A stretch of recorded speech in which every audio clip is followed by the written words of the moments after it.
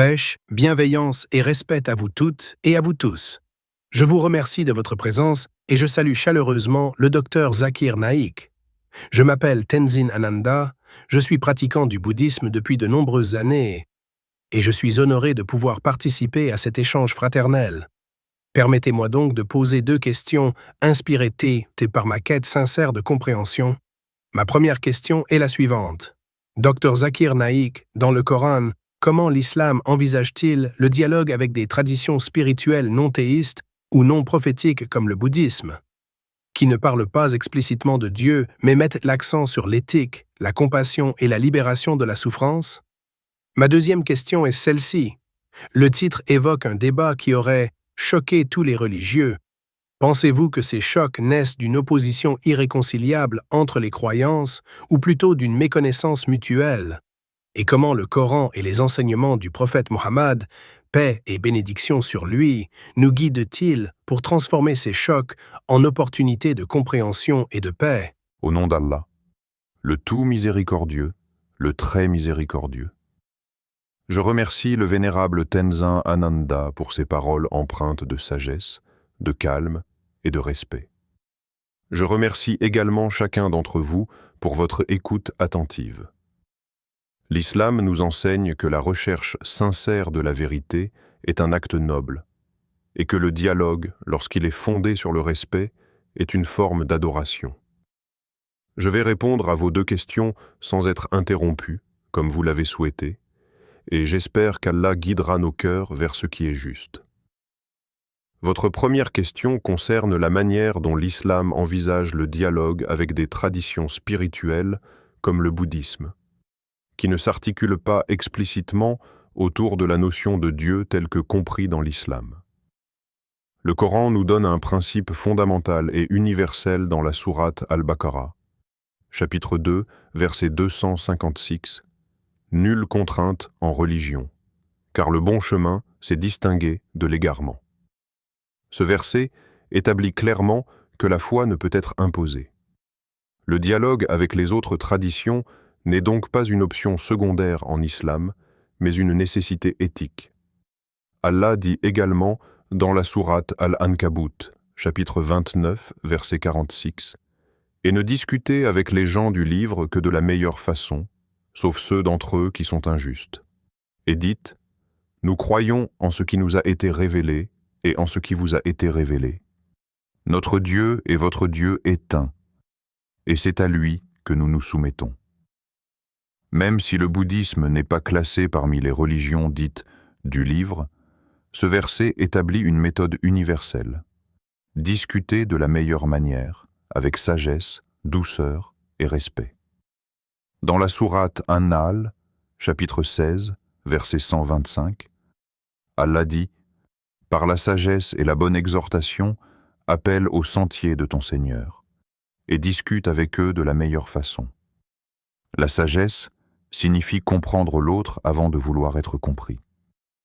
Lorsque je regarde le bouddhisme, je constate que, même si sa métaphysique est différente, il met en avant des valeurs universelles.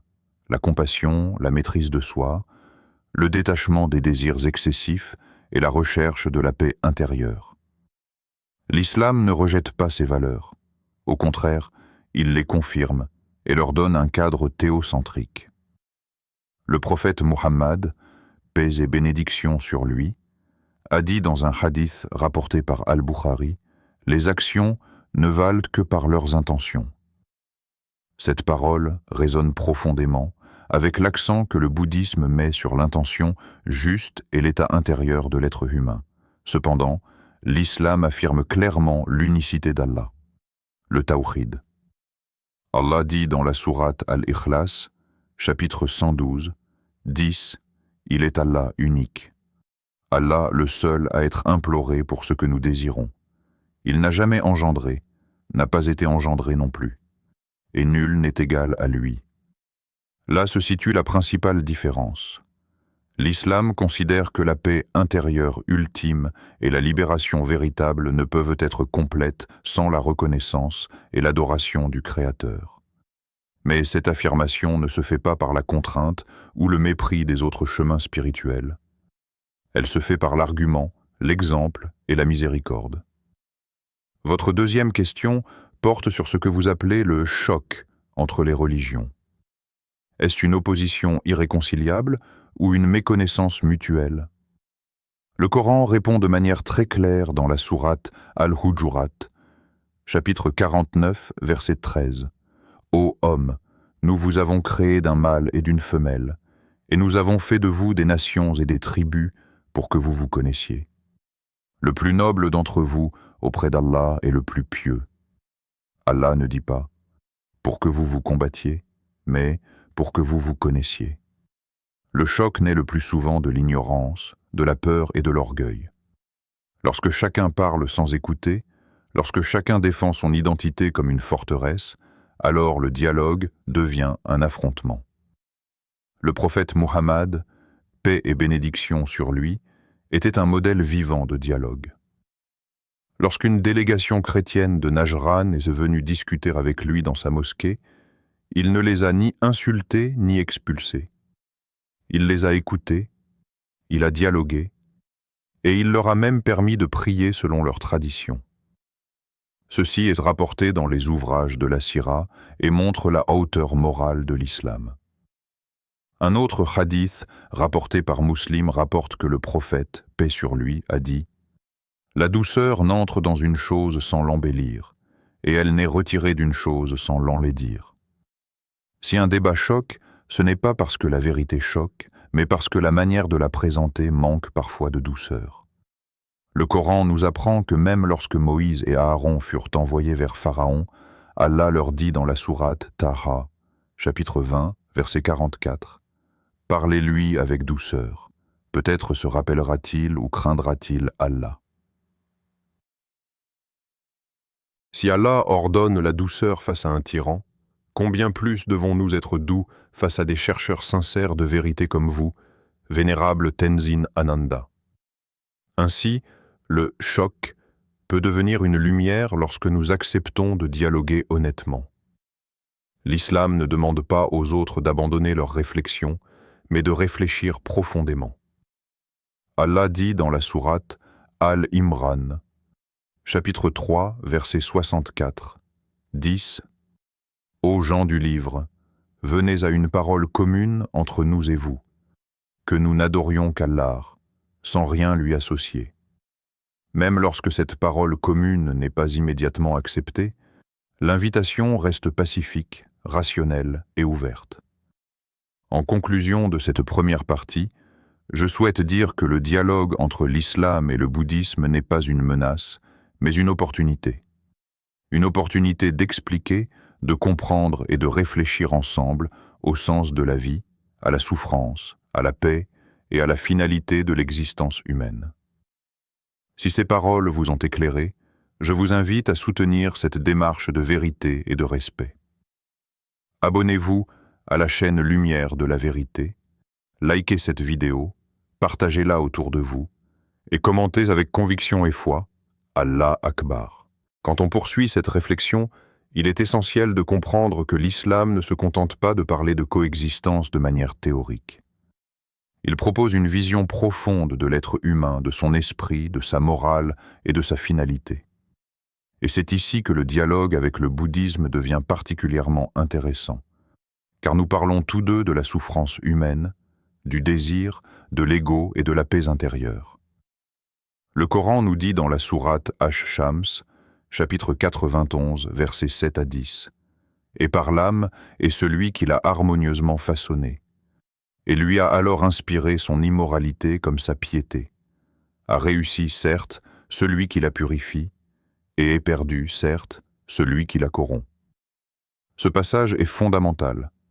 L'islam reconnaît que l'être humain porte en lui des tendances contradictoires.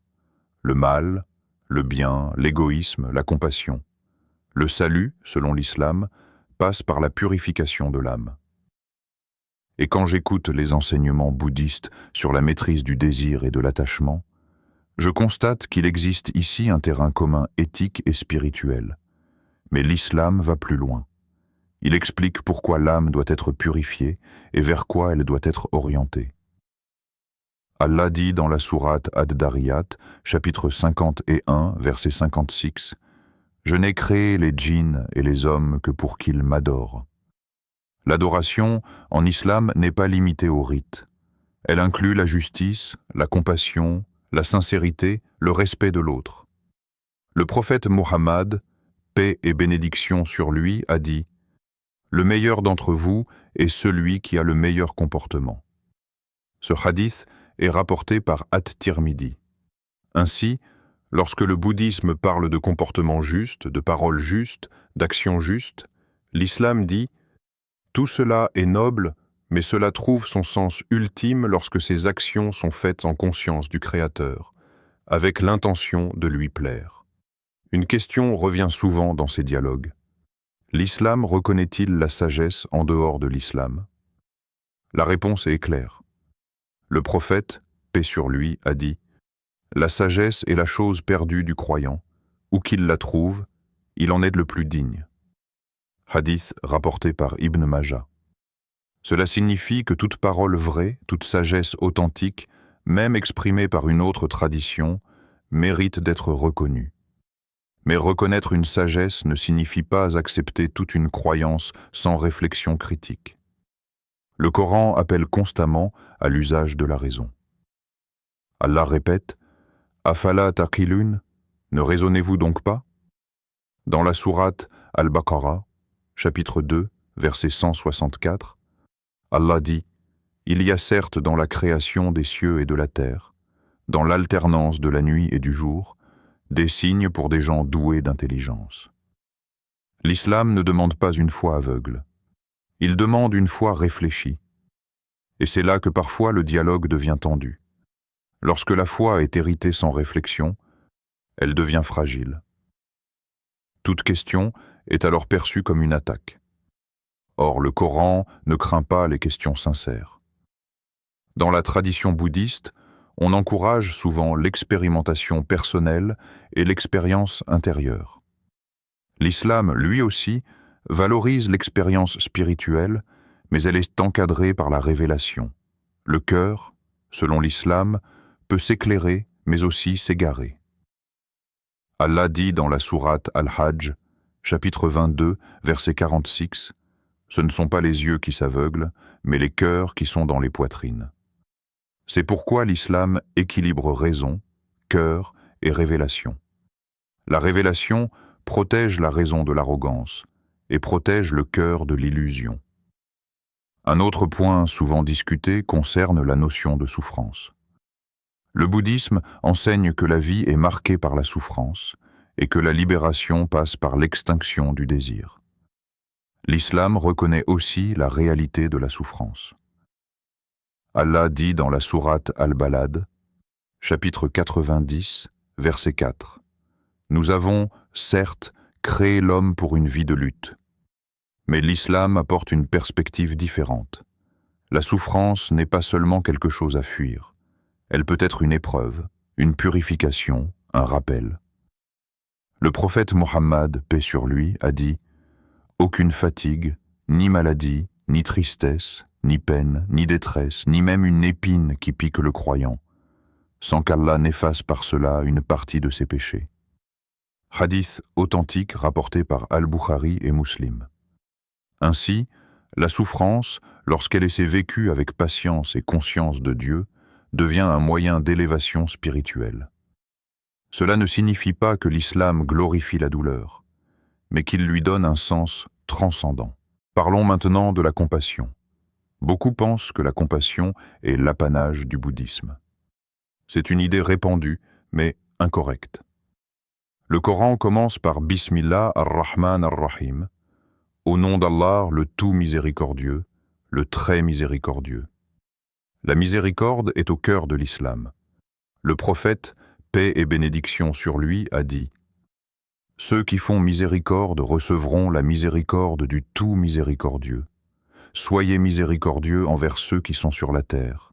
Celui qui est au ciel sera miséricordieux envers vous. » Hadith rapporté par At-Tirmidhi. La compassion islamique n'est pas limitée aux musulmans. Le prophète se levait lorsqu'un cortège funéraire passait, même s'il s'agissait d'un non-musulman. Quand on lui demanda pourquoi, il répondit « N'était-ce pas une âme ?» Hadith rapporté par Al-Bukhari. Voilà l'humanisme islamique. Un humanisme enraciné dans la foi en Dieu et non dans l'orgueil humain. Enfin, je voudrais insister sur un point crucial. Le but du dialogue interreligieux, selon l'islam, n'est pas de diluer les croyances, ni de dire que toutes les religions sont identiques. Le Coran est très clair sur les différences, mais il est tout aussi clair sur la nécessité de la justice et du respect. Allah dit dans la sourate Al-Mumtahana, chapitre 60, verset 8, « Allah ne vous défend pas d'être bienfaisant et équitable envers ceux qui ne vous ont pas combattu pour la religion et ne vous ont pas chassé de vos demeures, car Allah aime les équitables. » Cela signifie que le désaccord théologique n'autorise jamais l'injustice morale. Ainsi, lorsque certains parlent de débat choquant, je dis « ce n'est pas le débat qui choque, c'est l'absence de sincérité. » Si chacun vient pour humilier l'autre, le dialogue meurt. Si chacun vient pour chercher la vérité, même le désaccord devient une source de lumière. Et c'est précisément dans cet esprit que je poursuis cette discussion. Je tiens à exprimer ma profonde gratitude pour cet échange. Cher Dr Zakir Naik, je vous remercie sincèrement de m'avoir écouté avec patience, respect et ouverture d'esprit. Vos paroles ont été claires, structurées et empreintes d'une sagesse qui invite à la réflexion. Même lorsque nos chemins spirituels diffèrent, à te senser, j'ai ressenti une volonté authentique de rapprochement et de compréhension mutuelle. Pour cela, je vous dis avec respect et sincérité, qu'Allah te bénisse, cher professeur Dr Zakir Naik. Je vous remercie du fond du cœur, vénérable Tenzin Ananda, pour votre écoute attentive, votre attitude respectueuse et votre sincérité dans cette discussion. L'islam nous enseigne que le dialogue fondé sur la vérité et la bienveillance est une source d'élévation pour tous. Je prie qu'Allah nous guide tous vers ce qui est juste et bénéfique pour l'humanité. À vous qui nous avez suivis et écoutés, si ce dialogue vous a apporté de la clarté, de la réflexion et une meilleure compréhension entre les croyances, je vous invite à vous abonner à la chaîne Lumière de la Vérité, à aimer cette vidéo, à la partager autour de vous et à participer activement dans les commentaires avec vos réflexions, vos questions et vos impressions. Qu'Allah vous récompense pour votre écoute et vous guide tous vers la paix et la vérité.